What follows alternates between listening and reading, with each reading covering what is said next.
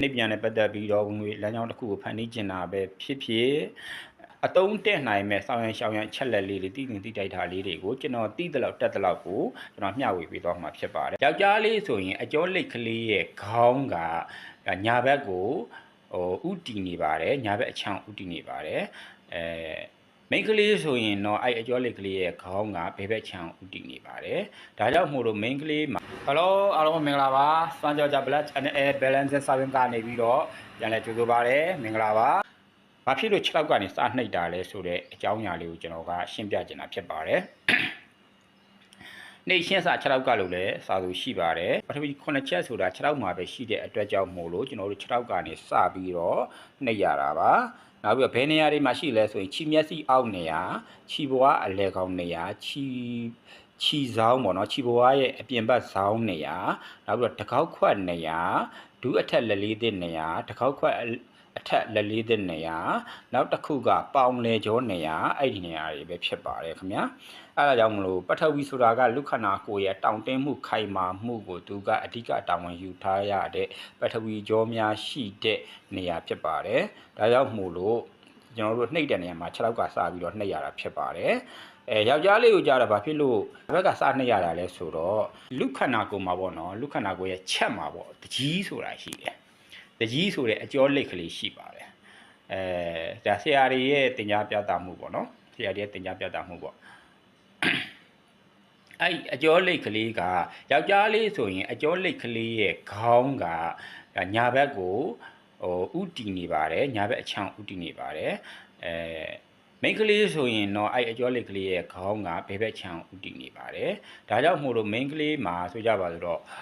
ဖြားနေလားဆိုပြီးတော့လက်ကဝဲကိုတွေးဆန်းတဲ့နေရာဆိုရင်လည်းမိန်းကလေးဆိုရင်ဘယ်ဘက်ကိုဆန်းပါတယ်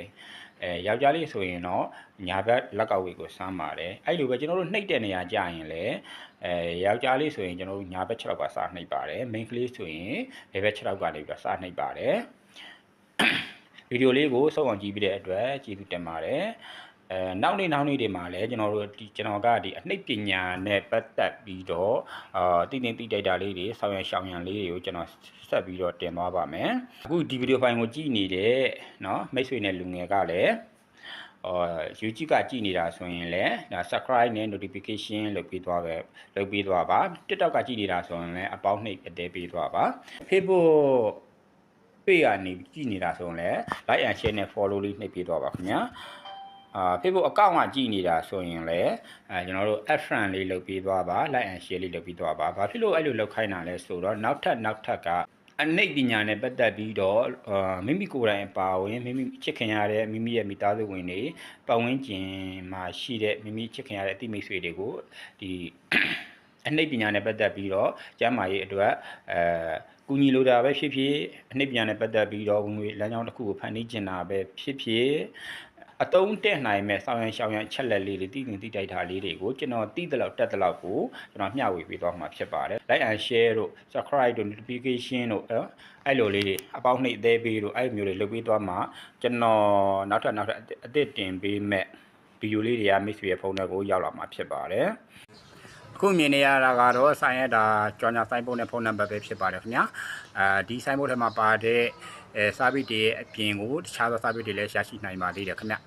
အနှိပ်ဝန်ဆောင်မှုကိုကျွန်တော်နဲ့ရယူခြင်းလို့ဆိုင်အောင်လာမယ်ဆိုရင်เนาะမလာခင်ဖုန်းကြဆက်ပေးပါ